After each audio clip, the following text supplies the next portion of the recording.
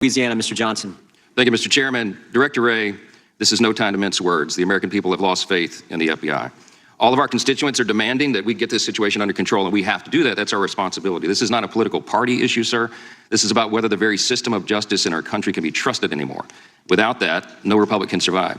See, the American people that we represent are losing count of the scandals that are mounting. The FBI has been involved. They've seen evidence that it's being used as a political tool of the Biden administration. They've seen counterterrorism resources being used against school parents, the homes of conservative political opponents being raided. They've seen conservative states being targeted over their election integrity laws, and conservative Catholics and pro-life citizens characterized as violent extremists. Just last month, as you know, former Special Counsel John Durham sat right in that seat and testified that the Justice Department and the FBI should never have launched the bogus Trump-Russia investigation. And his lengthy report reluctantly concluded that the FBI, quote, failed to uphold its mission of strict fidelity to the law. Just last week, NBC had a poll. Only 37% of registered voters now view the FBI positively. 35% have a negative view.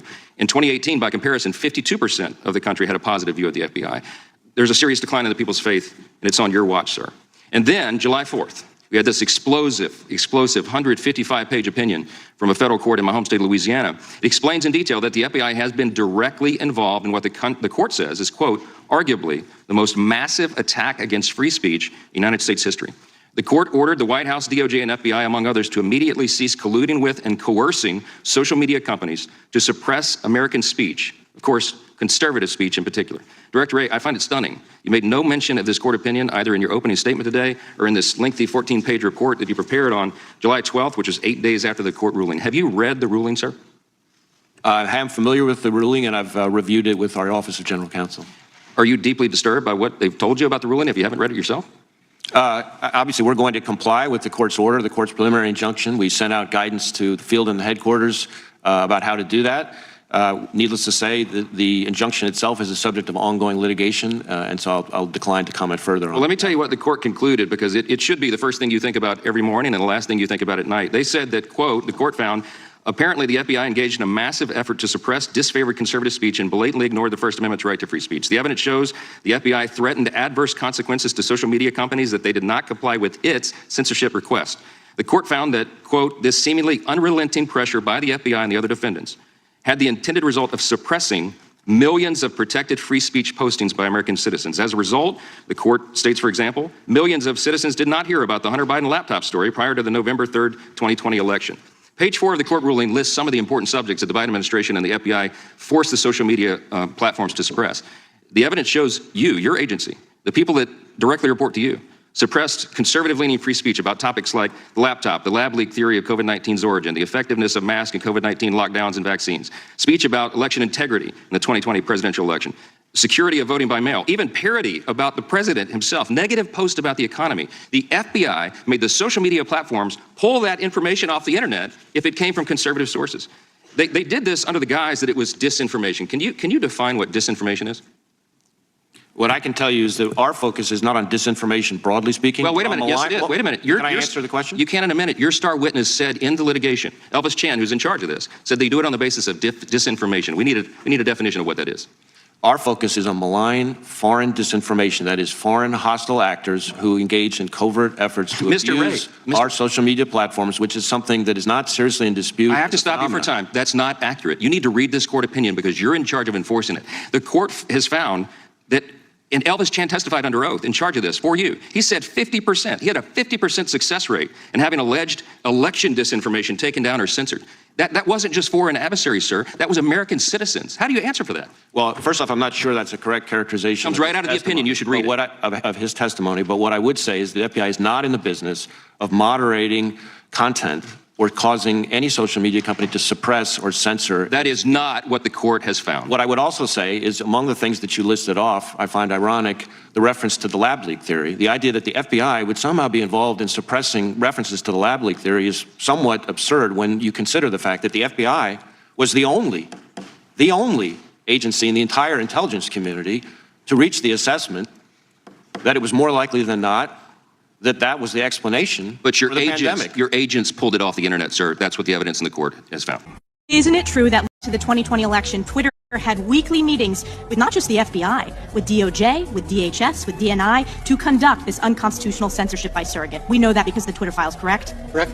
And it was not just meetings, not just censorship of stories like the Hunter Biden laptop story. We also now know that the FBI paid Twitter over $3.4 million of taxpayer funds to censor these stories before the 2020 election. Is that correct? That money was paid. Twitter confirmed that. And the Twitter files are just the tip of the iceberg because there's so much more. There was a corrupt revolving door at the highest levels between the FBI and Twitter.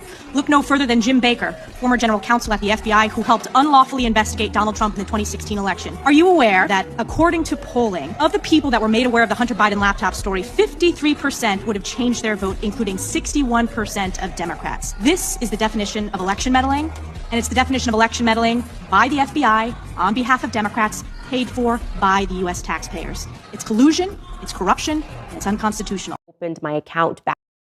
And More debatable hold on a bunch of facts. period of COVID. Take a listen.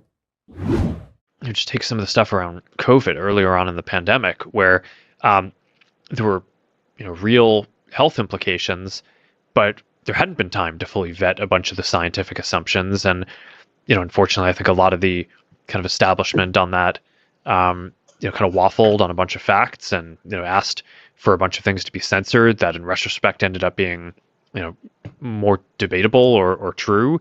And that stuff is really tough, right? And really undermines trust in that. And this is a Fox News alert, and we're not overselling that. This actually is a blockbuster story. So the CEO of Facebook, Mark Zuckerberg, just went on the Joe Rogan podcast. And while speaking to Rogan, he admitted that Facebook censored the New York Post's accurate reporting on Hunter Biden's laptop, which of course we all knew, but that Facebook did that because the FBI intervened and told Facebook that that laptop was Russian disinformation. And of course, how would Zuckerberg know? They believe the FBI. Now, keep in mind, the FBI had Hunter Biden's laptop when they said that. They've had it since 2019. So when the FBI told Facebook that on the eve of a presidential election, they knew it was a lie. They interfered in the last presidential election. If ever there was an attack on democracy, it's the country's largest law enforcement agency weighing in a dishonest way 3 weeks before the voting begins. Here's a clip. There was a lot of attention on Twitter during the election because of the Hunter Biden laptop story. The New York Post. Had that too. Yeah, so you guys censored that as well? So we took a different path than Twitter. Basically the background here is the FBI, I think, basically came to us, some folks on our team, and was like, hey, just so you know, you should be on high alert. We thought that there was a lot of Russian propaganda in the 2016 election. We have it on notice that basically there's about to be some kind of dump of that's similar to that. So just be vigilant. So the FBI censored the story. Just to recap, in case you didn't live in this country prior to 2 years ago, that's not allowed. You're not allowed to do that. That is election interference. That is an attack on democracy by our most powerful domestic government agency. It's unbelievable. It defies belief. We actually put in a request to Facebook to see the communications from the FBI to Facebook. We have a right to see it, and we hope that they'll send them to us. Keep in mind that in October of 2020, a Facebook executive and Democratic Party operative called Andy Stone claimed that Facebook was blocking the story, quote, as part of our standard process to reduce the spread of misinformation. So they didn't tell us that the FBI had told them it was Russian disinformation. Again, when the FBI knew perfectly well that it wasn't. Harmeet Dillon has watched all of this from the very beginning. She's the country's premier civil rights lawyer, founder of the Center for American Liberty, joining us tonight. Harmeet, thanks for coming on. This seems like a blockbuster and a shocking story to me. It is shocking, Tucker, but it confirms information that we already had. So, for example, I already sued Twitter after the election for taking people's speakers down, including my client, Rogan O'Hanley. And it turned out that he was taken down at the request of the California Secretary of State, who was auditioning to become a United States Senator in the Biden administration. And so we filed a lawsuit, went to court, showed the judge all the evidence of how the government was involved in the censorship, and the judge didn't buy it. This case is now pending before the Ninth Circuit, and there have been other instances like this. But hearing it from Mark Zuckerberg's mouth is truly stunning, and I don't know how the government can deny this. So to be clear, the timeline is that just 3 weeks before the 2020 election is when the FBI reached out to Twitter, Facebook, as well as maybe other companies, and said, hey, we heard about this Russian disinformation. You might want to suppress this information on your website. And by the way, when the FBI reaches out to you, taps you on the shoulder, and asks you to do something, that isn't a suggestion. They have subpoenas, they have guns, and they also are from a government that regulates you. And so this is shocking, and it demands an investigation. But it just adds up to the pile of evidence that I've been saying points to a major reorganization or disbanding of the FBI is needed at this point. I don't trust anything that they say. So just to be totally clear, from a legal perspective, the U.S. government is not allowed to use disinformation to encourage censorship for partisan ends. That's not allowed under the Constitution, correct? Okay. Tucker, it's a violation of the First Amendment for the government to engage in censorship, quite clearly. Yeah. And by the way, who needs Russian disinformation when we have our own? We have our own disinformation coming from the FBI and our own government. And this is not trivial just because it's being done to the other side. Anybody could control the FBI, or some forces can get in there and decide they don't like Joe Biden. Are they going to go out there and start spreading misinformation or suppressing information that's truthful about the Biden administration? I don't like that either. This cannot be allowed. We cannot let our law enforcement establishment do this, and we've seen it before. So this is not the country that we want to be living in, Tucker. No,